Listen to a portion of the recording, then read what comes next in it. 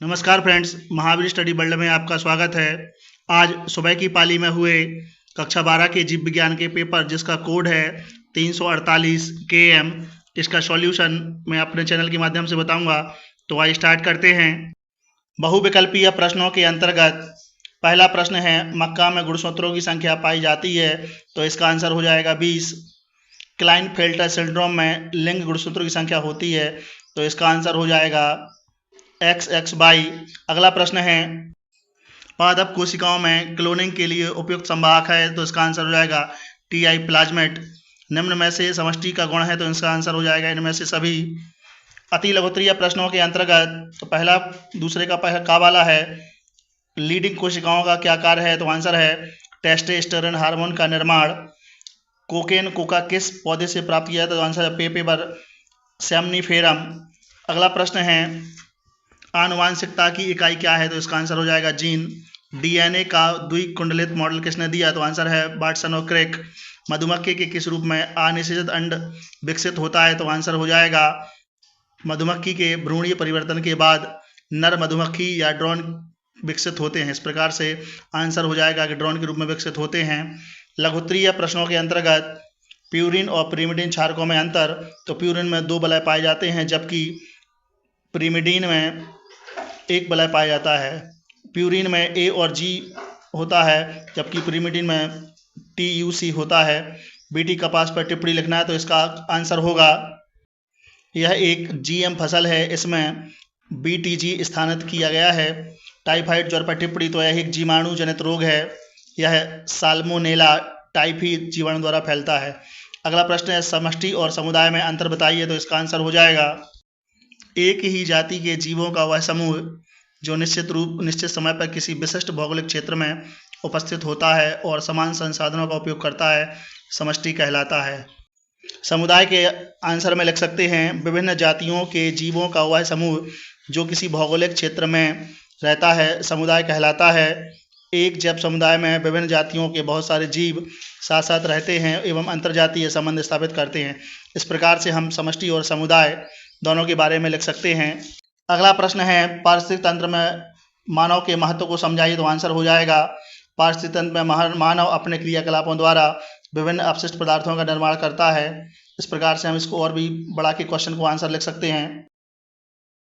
लघुत्तरीय प्रश्न सेकंड के अंतर्गत कावाले का पहला प्रश्न है, आसंग जनन किसे कहते हैं, उदाहरण सहित समझाइए, तो इसका आंसर होगा आसंग जनन। आसंग जनन में बीज निर्माण बिना निषेचन के होता है। कुछ पौधों के जीवन चक्र में युग्मक संलयन या अर्धसूत्री विभाजन नहीं होता तथा इसकी अनुपस्थिति में नए पौधे का निर्माण हो जाता है। इस प्रक्रिया को आसंग जनन कहते हैं। न्यूक्लियोसाइड्स क्या होते हैं, समझाइए, तो इसका आंसर हो जाएगा न्यूक्लियोसाइड्स DNA शर्करा का एक अणु एक नाइट्रोजन क्षार के से जुड़कर न्यूक्लियोसाइड बनाता है, जिसे डीऑक्सीराइबोसाइड कहते हैं। यह 4 प्रकार के होते हैं, जैसे डीऑक्सी ऑक्सी एडिनोसिन, डीऑक्सीग्लोबोसिन, डीऑक्सीथाइमिडीन और डीऑक्सीसाइटिडीन। इस प्रकार से हम इसका आंसर लिख सकते हैं। अगला प्रश्न है, गावाला आनुवांशिक इंजीनियरिंग पर टिप्पणी लिखिए, तो इसका आंसर हो जाएगा DNA आनुवांशिक पदार्थ है। DNA द्वारा ही आनुवांशिक लक्षण पीढ़ी दर पीढ़ी स्थानांतरित होते हैं। DNA की संरचना में आवश्यकता अनुसार परिवर्तन करने को जीन मैनिपुलेशन या आनुवांशिक या जेनेटिक इंजीनियरिंग कहते हैं। जेनेटिक इंजीनियरिंग का उद्देश्य जीवधारियों में इच्छित गुणों का समावेश करना है। इसके लिए आनुवांशिक पदार्थ का कृत्रिम संश्लेषण 2 अलग अलग जीनों के DNA खंडों को जोड़कर नए DNA का निर्माण करना। इस प्रकार से हम इसका आंसर लिख सकते हैं।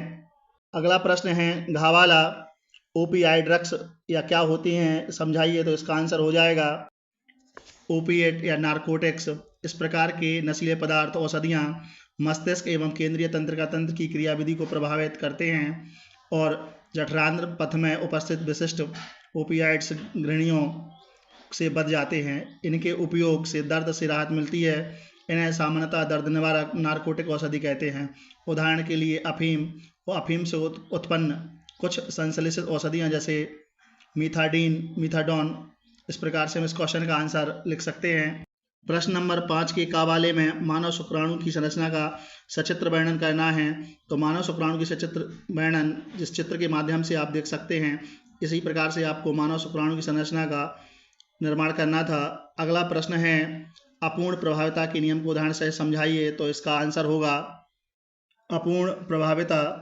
इसके अंतर्गत हम लिख सकते हैं कि किसी विषम युग्मजनी या संकर लक्षण में जब कोई प्रभावी कारक अपना पूर्ण प्रभाव प्रदर्शित नहीं कर पाता तो किसी हद तक अप्रभावी लक्षण भी प्रदर्शित हो जाता है। इस प्रकार दोनों ही प्रभावी और अप्रभावी प्रदर्शित होते हैं तथा यह अपूर्ण प्रभाविता कहलाती है।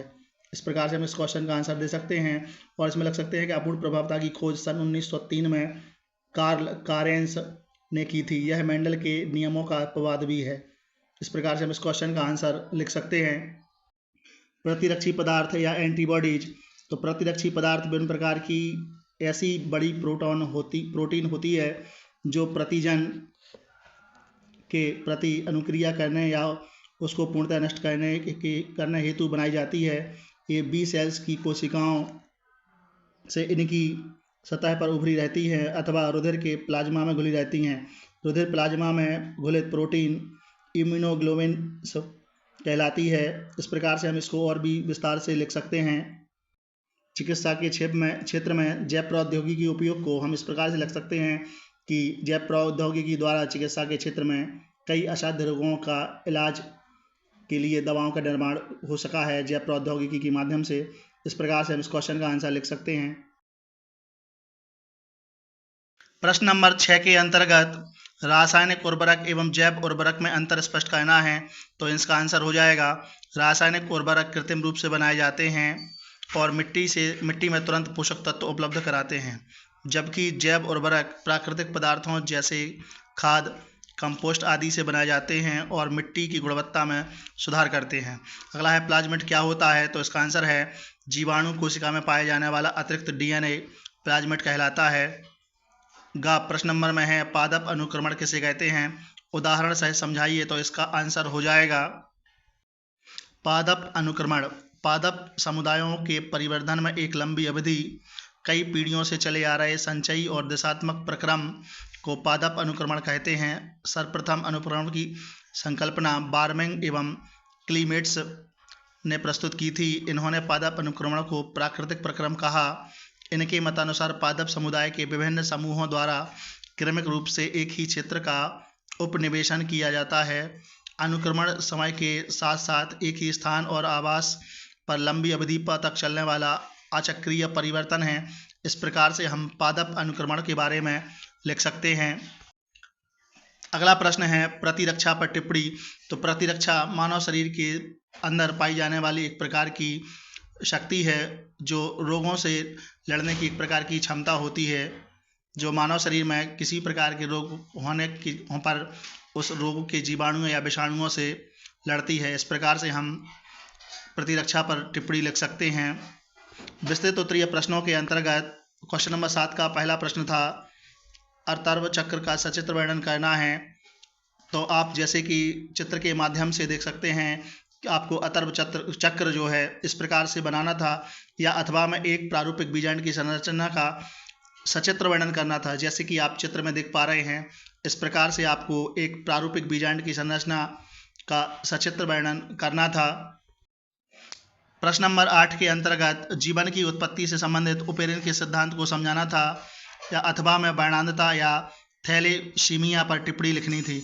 और प्रश्न नंबर 9 के अंतर्गत आनुवांशिक पदार्थ की एक खोज पर एक निबंध लिखना था। अथवा में जैव विविधता से आप क्या समझते हैं, इसको कैसे संरक्षित किया जा सकता है, इस क्वेश्चन का आंसर देना था। इस प्रकार से ये वीडियो अच्छा लगे तो वीडियो को लाइक करें, चैनल को सब्सक्राइब करें और बेल आइकन दबाएं, जिससे आने वाली वीडियो को आपको सबसे पहले प्राप्त हो सके। जय हिंद।